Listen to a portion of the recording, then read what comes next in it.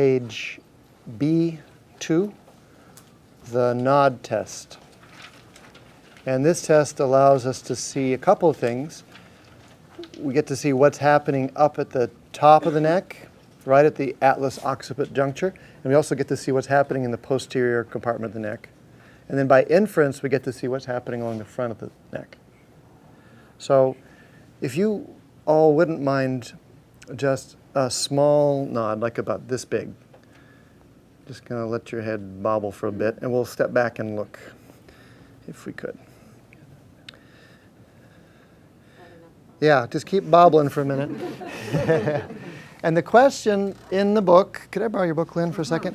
The way it's phrased in the book is, for small movements, we look for initiation of flexion and extension at the atlas occiput and relative uninvolvement of the other neck joints in the beginning of nodding, in the small movements of nodding. So keep going. Actually, let's make it a little bigger. You're doing great. So one way to think about that is, where in her neck does she nod? Where would we have to put a hinge if we wanted to build a Lynn? You know. And is it okay if I shine a laser? Sure. All right. Let's do the clap. Let's do the applause-o-meter. So you clap when we get to that place where you think she's hinging. A little bigger, Lynn, and the rest of you can relax a little bit. I have a feeling. Yeah, it's. 62 or 3? So it's more mid-neck, yeah? C3-ish, somewhere in there. Okay, Laura, you can take a break there. I was with the bobble dog. Okay, so here's a different pattern, huh? So clap when we get there. Keep nodding. You're doing great. Yeah. Great. Let's look at Julia. Go ahead and nod. Just waiting, just making sure they're ready for us. Here comes the red dot. A little bigger, Julia. Yeah. Yeah. Julia's kind of a cross between the other two patterns. We had some low activity and some high activity. All right, I'm sorry, you got to remind me your name. Jeremiah. Jeremiah, that's right. Not a problem. All right. And go ahead and nod. Okay. Keep nodding, Jeremiah. A little bigger.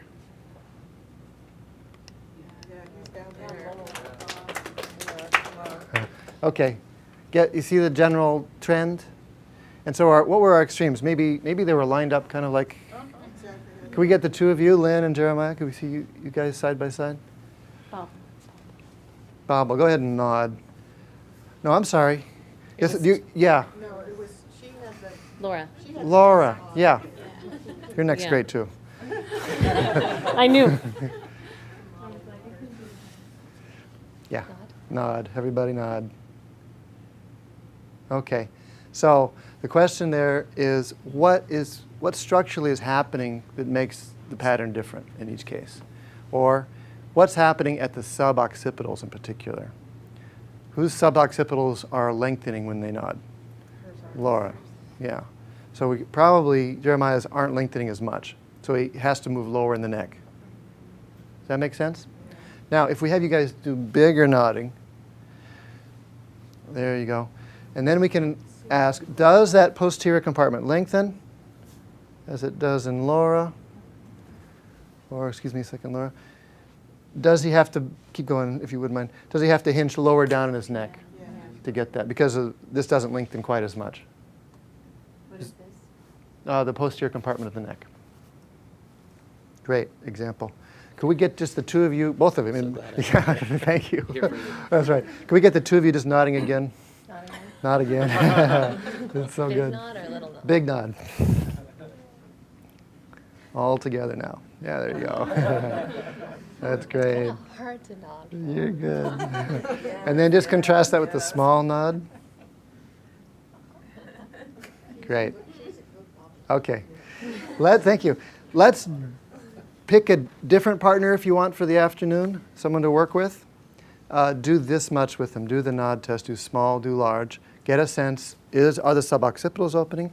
That's the small nodding. And is the whole posterior compartment lengthening? And that's the large nodding. So switch around if you'd like. Take 2 minutes each and do this much. Get some help from one of us if you want. And then we're going to gather over there when we're done.